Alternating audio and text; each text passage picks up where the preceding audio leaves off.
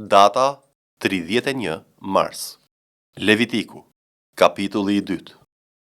Kur dikush i sjell si fli Zotit një blatim, oferta e tij të jetë nga maja e miellit. Le të derdh vaj mbi të dhe t'i vërë temjan sipër.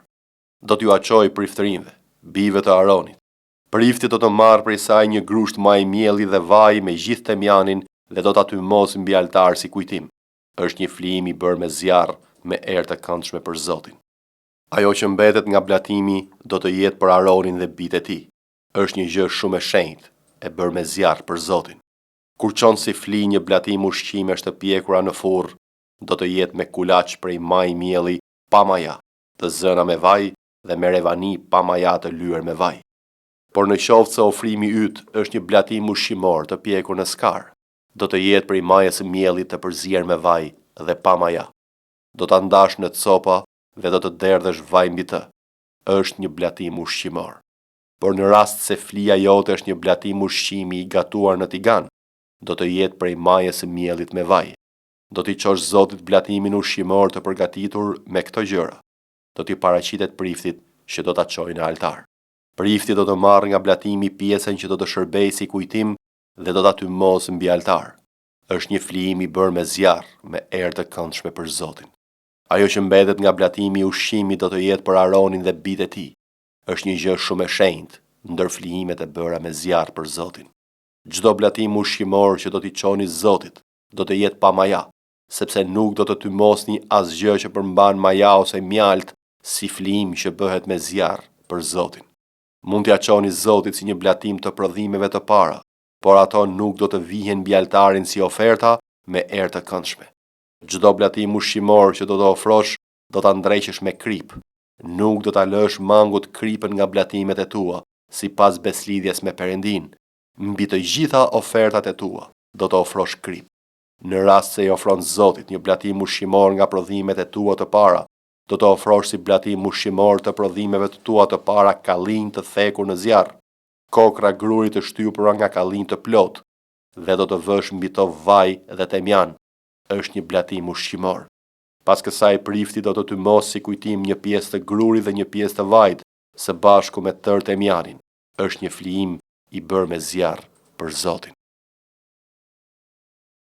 Levitiku, kapitulli 3.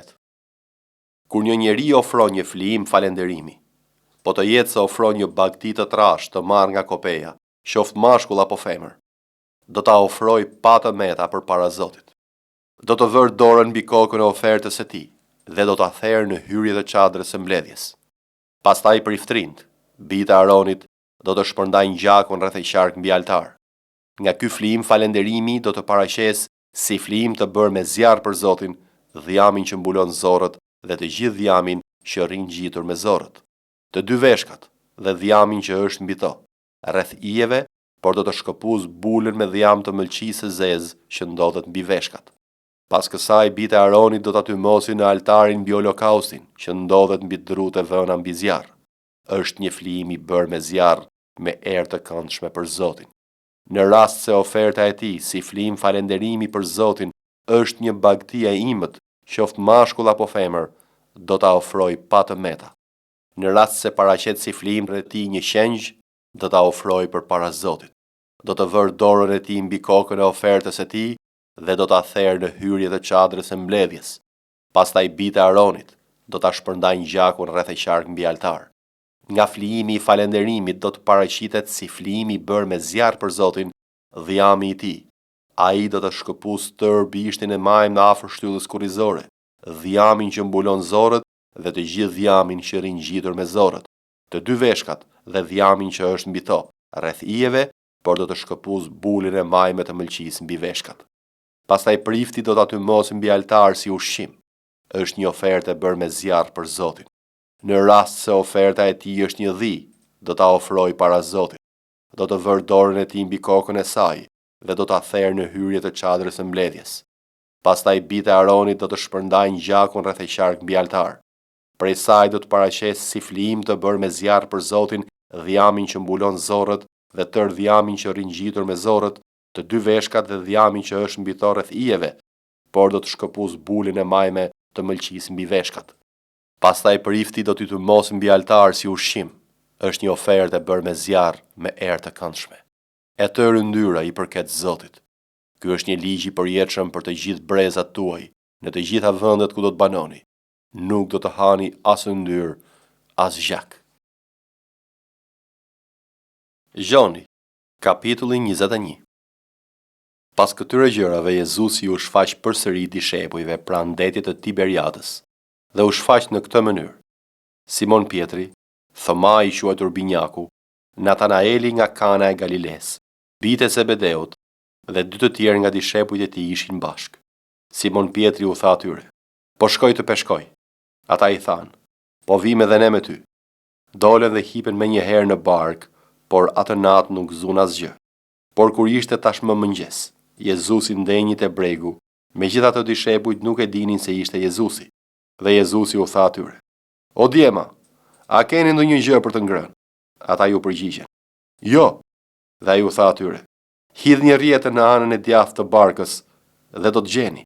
E hodhën pra dhe smundën më ta tërhiqnin nga shumica e peshqve. Atëherë ai dishepull të cilin Jezusi e donte i tha Pietrit: Është Zoti. Simon Pietri pra kur dëgjoi se ishte Zoti, u ngjesh me rrobën e sipërme sepse ishte i zhveshur dhe u hodh në det. Por dishepujt e tjerë erdhën me bark, sepse nuk ishin shumë larg nga toka, vetëm rreth 200 kubit, duke tërhequr rrjetën me peshqit. Por si dolën në tokë, pan një zjarr me prush dhe peshk të vënë mbi të dhe bukë. Jezusi u tha atyre: Sillni nga peshqi që zut tani. Simon Pietri hipi në bark dhe nxori në tokë rrjetën plot me peshq të mëdhenj, 153, dhe megjithse ishin aq shumë, rrjeta nuk u shqye. Jezusi u tha atyre: Ejani dhe hani mëngjes. Dhe asnjë nga dishepujt nuk guxonte ta pyeste kush je ti, duke ditur se ishte Zoti. Atëherë Jezusi erdhi, mori bukën dhe u dha atyre, po kështu edhe peshkun. Kjo ishte tashmë e treta herë që Jezusi u shfaq dishepujve të tij mbasi u ringjall prej së vdekurish. Por mbasi hëngër mëngjesin, Jezusi i tha Simon Pietrit: Simon Jonas, a më do ti mua më shumë se këta? Ju përgjigj: Po Zot, ti e di se unë të dua. I tha përsëri: Kulloti qengjat e mi. Përsëri i tha për të dytën herë: Simon Jonas, a më do ti mua? Ju përgjigj: Po Zot, ti e di se unë të dua. Ai i tha: Ruaj delet e mia. E pyeti për të tretën herë: Simon Jonas, a më do ti mua? Pietri u trishtua pse e pyeti për të tretën herë: A më do ti mua? Dhe i tha: Zot, ti i di të gjitha gjërat, ti e di se unë të dua. Jezusi i tha: Kulloti delet e mia. Në të vërtet të them, kur ti ishe më i ri, ngjishje veten tënde dhe ecje ku të doje, por kur ti jesh plak, do t'i shtrish duart dhe dikush tjetër do të ngjesh e do të çojë atje ku ti nuk do të doje. Por këto i tha duke treguar me ç'vdekje do ta përlëvdonte Perëndin. Dhe si i tha këto, i tha: Ndiqmë.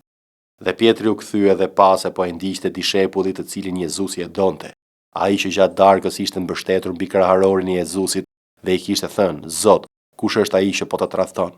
Kur Pietri e pa, i tha Jezusit: Zot, dhe me të ç'do të bëhet? Jezusi i tha: Nëse dua që ai të rri derisa të vi, ç'të duhet? Ti ndiqmë. Atëherë doli fjala midis vëllezërve se ai dishepull nuk do të vdiste. Por Jezusi nuk i tha se ai nuk do të vdiste, por nëse dua që ai të rri derisa të vi, ç'të duhet? Ky është dishepulli që dëshmon për këto gjëra dhe që ka shkruar këto gjëra, dhe ne dim se dëshmia e tij është e vërtetë. Janë edhe shumë gjëra të tjera që bëri Jezusi, të cilat po të shkruheshin një nga një, mendoj se vetë bota nuk do t'i nxinte librat që ishin për të shkruar.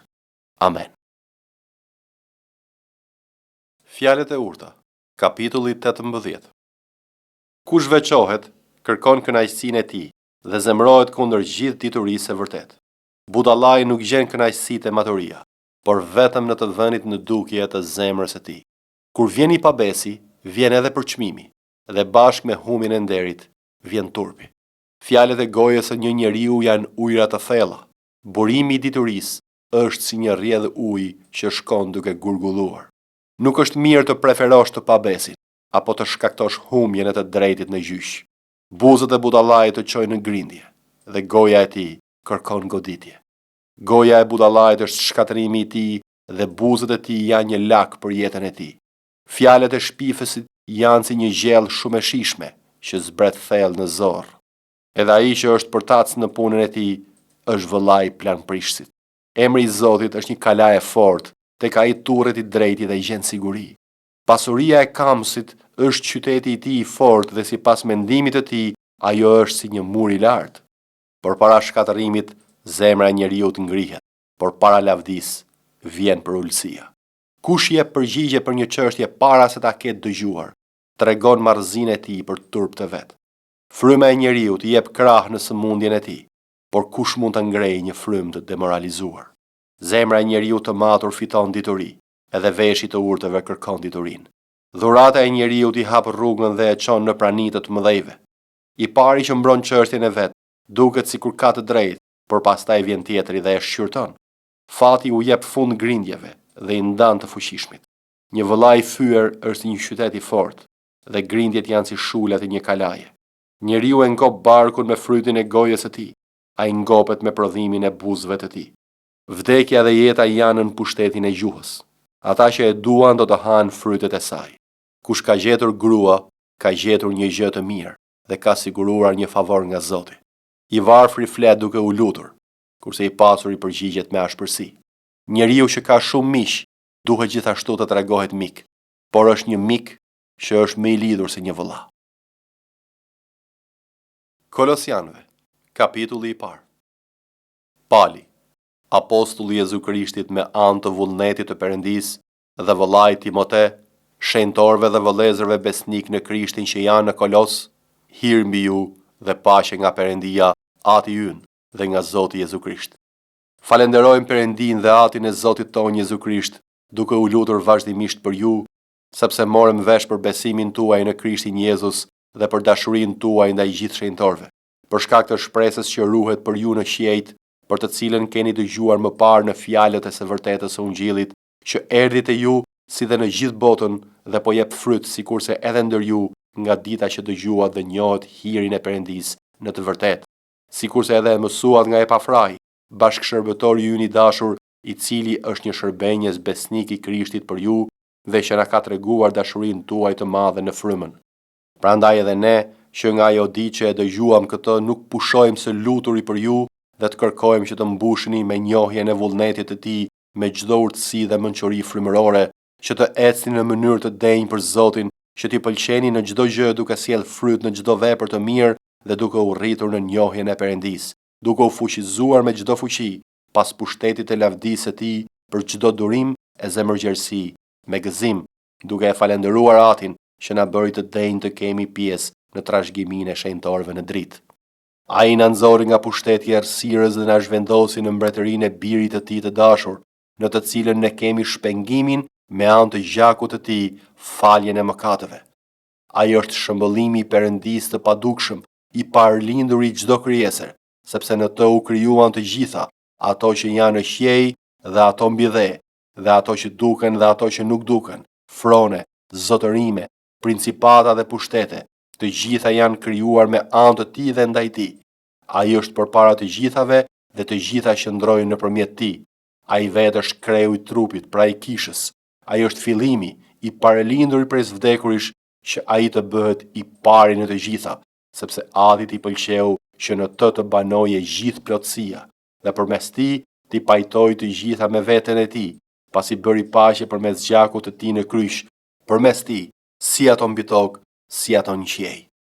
Edhe ju që dikur ishit të huaj dhe armiq në mendje me veprat tuaja të liga, tani ju pajtoi në trupin e mishit të tij me anë të vdekjes, që t'ju paraqes përpara vetes së tij të shenjtë, të patëmet dhe të paqërtueshëm, në qoftë se qëndroni në besim të themeluar dhe të patundur dhe të mos luani nga shpresa e Ungjillit që ju keni dëgjuar dhe që i është predikuar çdo krijesë në qiell, të cilit unë, Pali, ju bëra shërbenjes.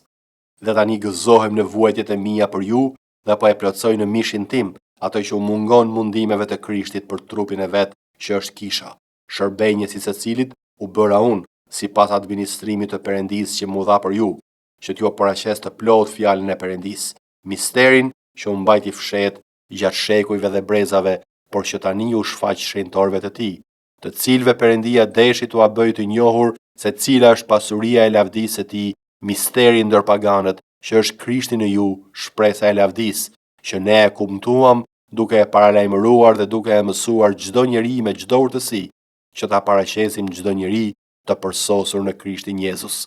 Për këtë edhe mundohem duke u përpjekur, sipas veprueshmërisë së tij që vepronte unë me fuqi.